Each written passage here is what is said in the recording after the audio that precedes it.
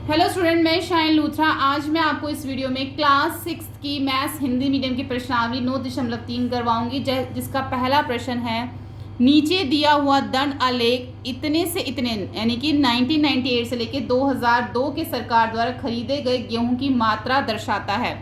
यहाँ पे उन्होंने हमें ग्राफ दे रखा है, एक यहाँ पे बना हुआ है, ये 1998 का है, ये 1999, 2000, 2001 और 2002 का। तो 1998 में यहाँ पे दे रखा है गेहूँ 1000 टनों में, यानी कि 5 ton, 10 ton, 15 ton, 20 ton, 25 ton और 30 टन। तो 1998 में जो है वो किसके पास आ रहा है? 15 टन।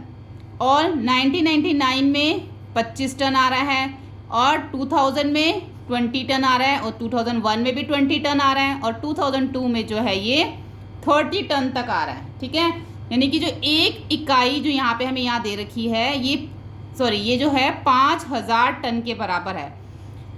ये जो एक इकाई की लंबाई है, यानी कि 0 से लेके 5 तक, इसका मतलब इन्होंने हमें बताया है कि 0 से लेके 5 तक जो एक इकाई है, इसका मतलब है 5000 टन।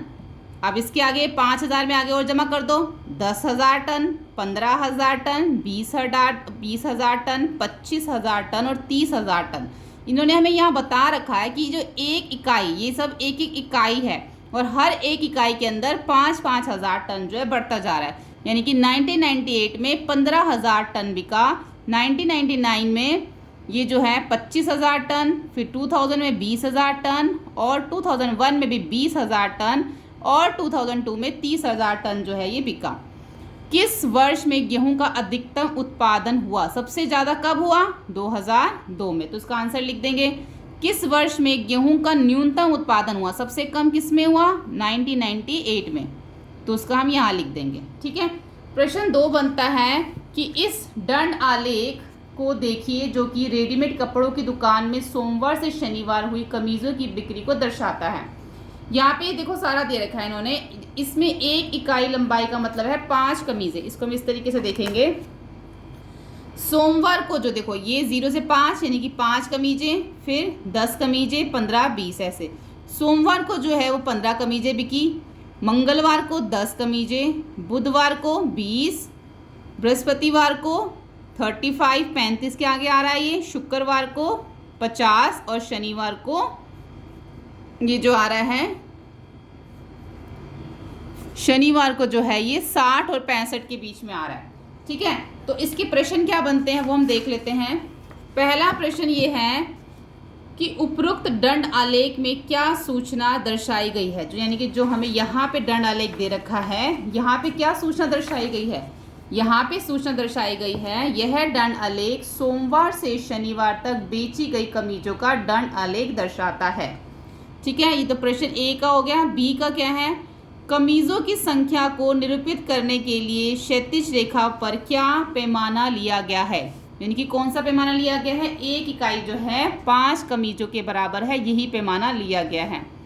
सी में है, किस दिन अधिकतम कमीज़ें बेची गई और कितनी संख्या की कमीज़ें बेची गई? सबसे ज़्यादा कमीज़ें कब बेची गई थी? शनिवार को। ये जो है 60 पे आ रहा है, ये देखो, ये ऐसे सबसे ज़्यादा कमीजें जो हैं वो शनिवार को बेची गई और 60 बेची गई।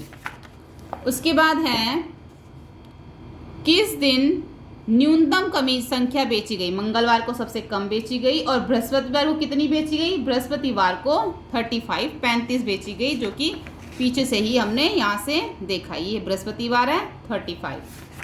अब प्रश्न 3 आ जाता है, इस दंड आलेख को देखना है, जो ऊपर हमें यहाँ दे रखा है इसको देखना है। इस दंड आलेख को देखिए, जो अजीज द्वारा अर्धवार्षिक परीक्षा में विभिन्न विषयों में प्राप्त किए गए अंकों को प्रदर्शित करता है। यह दंड आलेख क्या सूचना प्रदर्शित करता है? क्या सूचना प्रदर्शित करता है? ये जो दंड आलेख है, ये हमें किसके बारे में बता रहा है? ये हमें विषय के बारे में बता रहा है कि किसके जो है कितने अंक आए। तो यह दंड आलेख जो है अंकों के बारे में हमें बता रहा है। दंड आलेख जो है अंकों के बारे में ये हमें आलेख दर्शाता है। तो पहले का भी ये लिख लेना, पीछे भी वैसे इसका आंसर दे रखा है, आप पीछे से भी देख सकते हो। जो पीछे लिखा हुआ है 9.3 में वो भी बिल्कुल ठीक है, आप सेम वही लिख सकते हो। जैसे कि इसमें देखा ये है डन अलेग अजीज द्वारा विभिन्न विषयों में प्राप्त अंकों को प्रदर्शित करता है, ठीक है, ये लिख देना आप। उसके बाद आ जाता है बी, किस विषय में अजीज के अधिकतम अंक प्राप्त किए। सबसे ज़्यादा किस में आए हैं उसके अंक, तो जो ग्राफ सबसे ऊंचा है वही अधिकतम अंक है, तो हिंदी में उसके सबसे ज़्यादा हैं। किस विषय में उसने न्यूनतम अंक प्राप्त किए हैं, जिसमें सबसे नीचे है वो सामाजिक विज्ञान है। और किस विषयों के नाम लिखिए कि और उसमें से प्रत्येक में प्राप्त किए गए अंक भी लिखिए। हिंदी में कितने आए हैं इसके, हिंदी में इसके 80 हैं, और अंग्रेजी में इसके 60 हैं, और यहाँ पर गणित में इसके 70 हैं, और ये जो है विज्ञान में इसके 50 हैं, और सामाजिक विज्ञान में इसके 40 है। तो उसी तरीके से सारे हमने यहाँ पे लिख देने हैं, ठीक है। तो ये प्रश्नावली कौन सी हो गई, 9.3 हो गई। नेक्स्ट वीडियो में हम इसकी आगे की प्रश्नावली करेंगे। Thank you.